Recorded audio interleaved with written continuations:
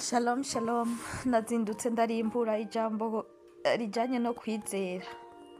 Mbega ukwizera ni gute? Umuntu abaho gute mu kwizera? Mbega ndakubona gute jewe? Ukwizera kumfasha iki mu buzima bwanje? Ukwizera kurarema, ukwizera gukuraho imisozi, ukwizera kurandura ivyateragiwe n'abana b'abantu, kukabikuraho, kukabishingura. Ukwizera gushingura karimbi, ukwizera guhindura amasysteme n'amaprincipe y'isi, ukwizera kwimura imisozi, ivyo abantu babona ko bidakunda, ivyo abantu babona ko bidashoboka, ukwizera kurabirandura. Erega ukwizera gutuma ivyaboze biba bizima. Erega ukwizera gutuma ivyapfuye bizuka.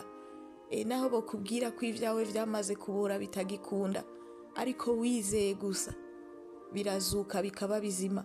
Abantu bagasigara barabazanya ngo vyagenze gute, vyaciye. Ukwizera ndagukunda cyane. Ega ngo abagororotsi tubeshejweho no kwizera, ariko nitubeshejweho nibiboneka. Nico gituma ukwizera kwatumye Aburahamu atanga Isaka.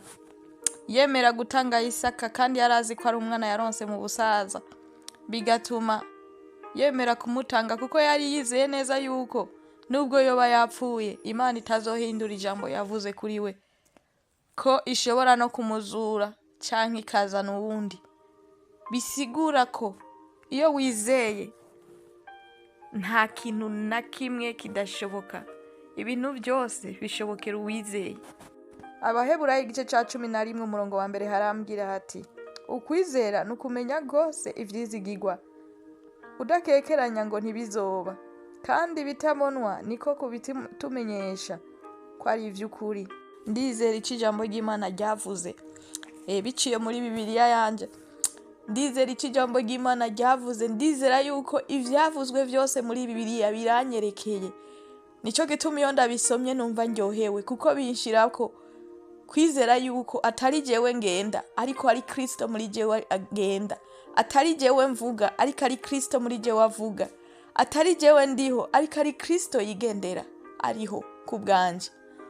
Erega vyose yarabirangije ngo naco yisigarije. Yiyambuye ubwiza bwiwe bwose mwijuru, yiyambika ibintu vyose, ibibabaro yose arayiyambika. Ibintu byose byari kukubako bikaguhishura, yaravyiyambitse byose. Bisigura ngo igihano cari kukubako wewe Yesu yaracikoreye. Wewe rero nta mpamvu n'imwe yo kumva yuko uri mu bihano. Oya, idegembye kuko Kristo ni muzima. Kristo yarapfuye arazuka kubwawe. Uno musi uridegembya, yakugize umwana w'Imana kugira ngo ubeho ubuzima bw'ubumana, ubeho ubuzima bw'ubwami.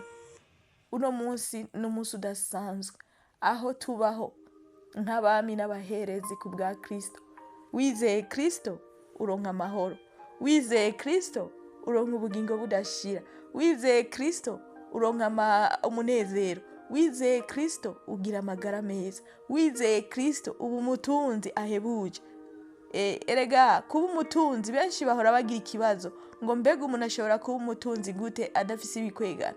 Ega ubutunzi twe dufise ni ubutunzi buboneka ndetse n'ubutaboneka bwose turabufise, kuko dufise ubushobozi bwo kubukwega tukabukura mu buryo bw'impwemo tukabuzana, kuko ijambo ry'Imana ritubwira ngo ivyacu ngo biranditsweko, ngo nta numwe ashobora kubitora kuko biriko kode y'izina ryawe. Kandi Imana yabizanye utarabaho, biri mu buryo bw'impwemo, nubwo ubona kumenga ntibiboneka ariko birahari.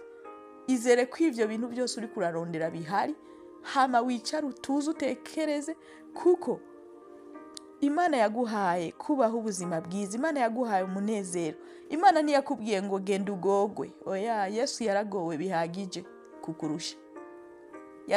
Yaragowe bihagije ku mugishingo cawe. Bisigura yuko wewe uno mwanya si umwanya wawe wo kugogwa, ni umwanya wawe wo kugendera mu mbabazi z'Imana, ni umwanya wawe wo kugendera mu rukundo rw'Imana, ni umwanya wawe wo kugendera ubwana bw'Imana, kuba umwana w'Imana, umwana w'umwami asumba abandi bami bose, umwami adakena, umwami atagwara, umwami atababara.